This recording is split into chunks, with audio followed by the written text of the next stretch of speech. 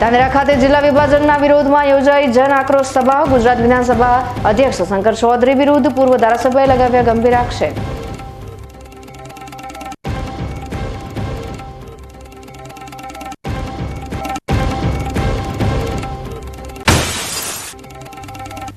ડીસામાં 2 વેપારીઓના તેલના સેમ્પલ નીકળ્યા ખાધ। બંને વેપારીઓ પાસેથી ₹14 લાખ ઉપરાંતનો તેલનો જથ્થો કરાયો સીઝ।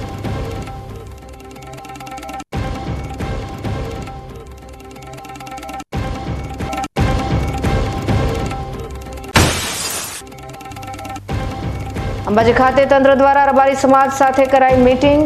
રબારી સમાજે ઘર મળ્યા પહેલા ઘર ખાલી નહીં કરવાની આપી ચીમકી।